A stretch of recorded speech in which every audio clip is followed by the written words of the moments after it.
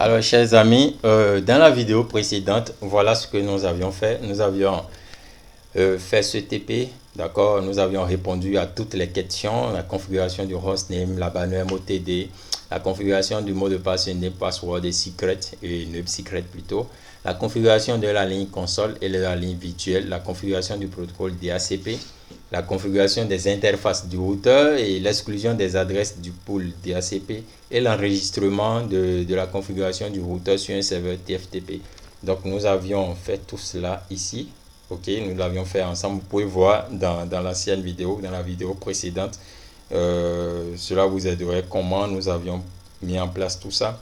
Maintenant, la problématique, c'était comment maintenant récupérer, si je suppose que j'ai perdu toute la configuration, d'accord, comment récupérer cette configuration de mon serveur TFTP. Dans la vidéo précédente, j'avais donné la commande, mais je ne l'avais pas fait parce que ça prenait beaucoup de temps. D'accord, donc j'ai arrêté pour pouvoir vous le montrer dans cette vidéo. Donc, je suppose que déjà, comme vous pouvez le voir, mon ordinateur, il arrive à recevoir de façon automatique la configuration IP du réseau et il arrive à communiquer avec les autres équipements du réseau.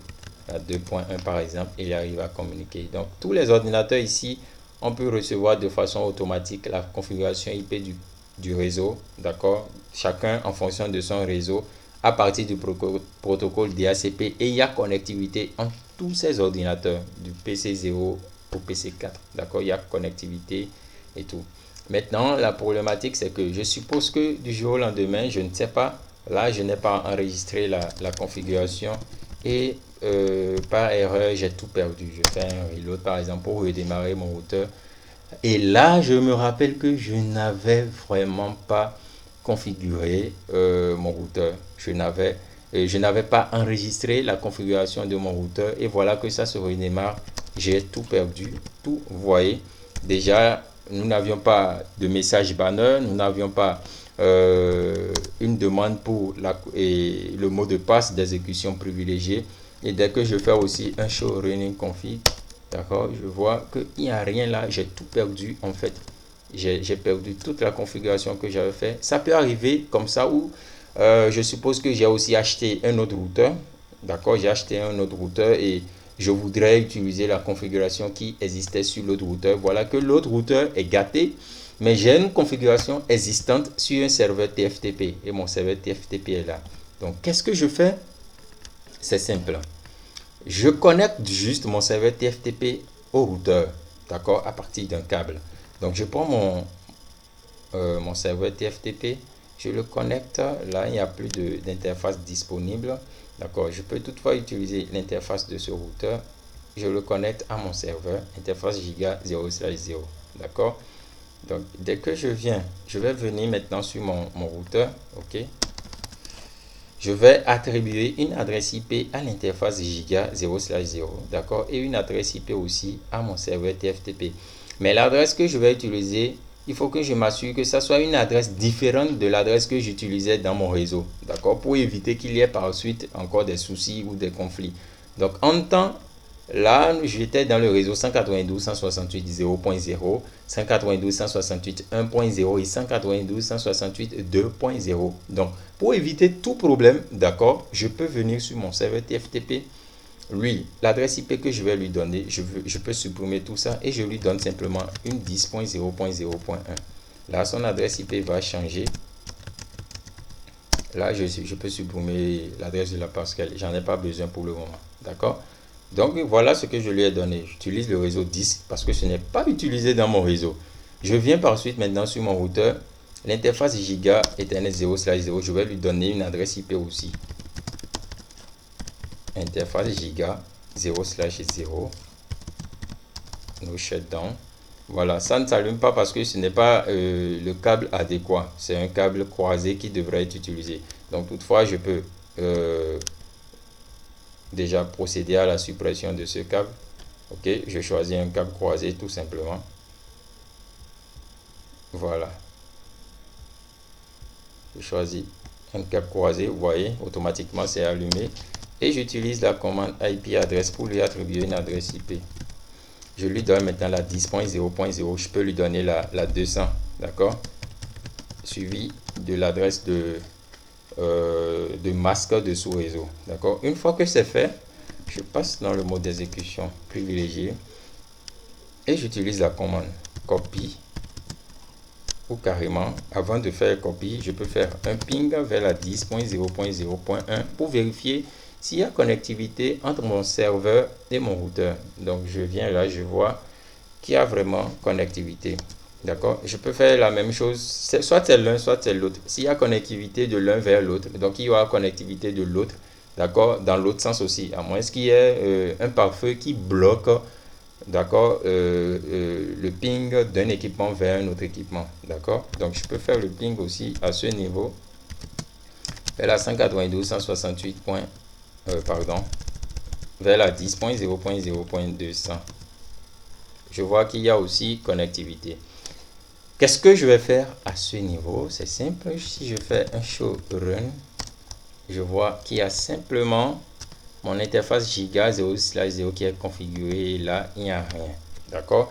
Là, mon routeur, son hostname encore, c'est router, alors qu'il y avait un autre hostname. Je vais maintenant utiliser la commande copy. Ok, copy tftp running-config. Qu'est-ce que cette commande voudra simplement dire? La commande dit copie, d'accord, la configuration disponible sur le routeur TFTP dans la mémoire du running config, la mémoire RAM de mon routeur. Ok, la mémoire RAM de mon routeur. Copier la configuration disponible sur mon serveur TFTP dans la mémoire RAM de mon routeur, dans le running config, d'accord. Parce qu'au préalable, si je vérifie sur mon serveur TFTP, je viens au niveau de service, je viens TFTP, je peux voir qu'il y a la configuration running config qui est toujours là. Donc je fais copie TFTP dans le running config. Il me demande l'adresse ou le nom de l'autre, l'adresse ou le nom de l'autre distant, c'est-à-dire l'adresse du serveur TFTP. Je donne la 192, pardon, je donne la 10.0.0.1. Il me demande le nom du fichier source. Le nom du fichier source, c'est ce qu'il y a là. Configuration RNIAS. Donc je viens là, je mets configuration RNIAS. Je valide. Il me demande destination file name running config. J'accepte. Je lui demande de laisser ça en running config comme le nom de destination. Je mets OK. Qu'est-ce qu'il me dit? Que loading, d'accord. OK, il a copié la configuration et la configuration actuelle maintenant c'est 1000. La taille de la configuration est de 1279 bits. OK, que ça a été effectué. Là, je peux voir que la configuration a été effectivement effectuée parce que là, ce n'est plus router mais c'est plutôt RNIAS. Tout à l'heure c'était router mais c'est RNIAS maintenant, comme ce que j'avais configuré. Je peux faire un show running config pour voir toutes les configurations que j'avais effectuées en temps. Le hostname qui est là, le init secret, le init password, les exclusions DHCP que j'avais effectuées, l'IP pool, en tout cas, tout est là, tout est là. Donc, qu'est-ce que je vais reprendre maintenant? Je vais changer. Là, je peux déjà supprimer cette interface. Je remets mon câble. Giga 0/0, je le connecte simplement là. Choisis et je le connecte à mon serveur TFTP. Je lui change maintenant son adresse IP 192.168.0.10 3 fois 255.0 192.168.0.200. Ok, n'a pas besoin de serveur DNS. Tout est encore éteint, d'accord. Je peux toutefois revenir sur mon routeur. D'accord. Et puisque j'ai tout récupéré maintenant, je vais l'enregistrer maintenant dans la mémoire de démarrage du routeur, dans la mémoire flash du routeur, avec la commande copy running config startup config. D'accord. Simplement. Et ça a été fait. Je peux encore faire abréger tout ça avec la commande WR. Et ça passe. Ok. Donc dès que je vais faire à présent un reload, dès que je vais redémarrer mon routeur, toute la configuration serait effective. Toutes mes interfaces, les interfaces des différents routeurs pourront passer maintenant au vert et tout pourra marcher normalement. Donc si je viens là, je mets statique DHCP, pour le moment ça ne va pas encore prendre, d'accord. Ok, vous voyez, pour le moment ça ne prend pas, c'est encore là. Mon routeur a déjà redémarré. Ok, vous voyez déjà la bannière qui est là, le mot de passe console qui me demande, il me demande le mot de passe console. Dans le TP, le mot de passe console c'était, on peut le voir là, voilà, Daddy qui est le mot de passe console. Donc je viens sur mon routeur, je lui mets le mot de passe console, Daddy. Je reviens là, Daddy.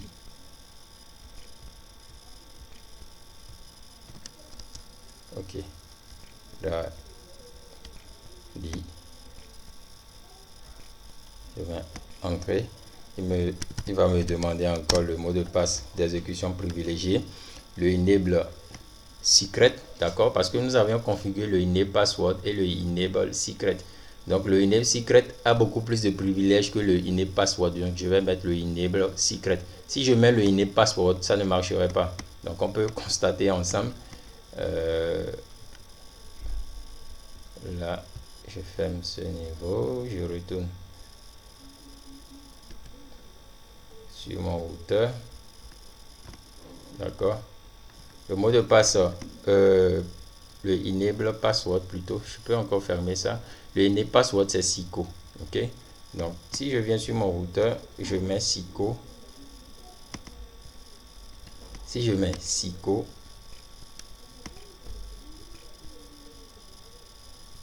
ça ne marcherait pas. Mais si je mets SICA, ça va simplement marcher. Vous voyez, donc je peux faire un conft-t, continuer la configuration. Ok, donc déjà comme vous pouvez voir, les interfaces sont encore éteintes, donc je peux rallumer toutes ces interfaces avec la commande interface range. Je peux prendre toutes les interfaces et les activer automatiquement. Interface range interface range giga ethernet 0/1 0/ plutôt 2 à 0/0 à 2 shutdown et no shutdown. Voilà, donc une fois que c'est fait, mes équipements peuvent recevoir automatiquement, mais pas tout de suite pas tout de suite automatiquement, parce qu'il est en train de faire le spanning tree, fait son calcul encore, donc ça ne passe pas encore. Donc lui, il avait déjà reçu. Donc dès que tout passerait au vert, tous mes équipements peuvent reprendre, ils peuvent à présent communiquer entre eux. Voilà, donc je fais statique, je fais DHCP. Voilà, je vois qu'il a pris automatiquement. Ok, ici aussi pareil. Voilà, je vois qu'il a pris automatiquement. Je peux reprendre mon ping vers le réseau du 1. Voilà, je vois que mon ping marche. Donc voilà la façon de récupérer la configuration du routeur existant sur un serveur TFTP. Comment copier cette configuration si on a un routeur défaillant, d'accord, ou si on a perdu cette configuration, un truc du genre en tout cas, et le réseau est tombé alors qu'on a un serveur TFTP sur lequel se trouve la configuration du réseau, d'accord. Comment récupérer cette configuration et le remettre dans la mémoire du routeur. Donc voilà, j'espère que vous avez compris, j'espère que ça vous a apporté un plus. N'oubliez pas de partager cette vidéo avec vos amis, vos camarades. N'oubliez aussi pas d'aimer la page, de vous abonner pour suivre les tendances, d'accord, à chaque fois qu'il y a de nouvelles vidéos. Vous pouvez aussi m'écrire sur WhatsApp, d'accord, pour que les moments où je fais des travaux pratiques, d'accord, avec des amis, des étudiants, je puisse vous ajouter à la conversation. C'est sur Zoom en fait, d'accord, que nous le faisons. Donc je pourrais vous ajouter et vous pouvez aussi suivre, d'accord, et poser vos questions. Merci et à très bientôt.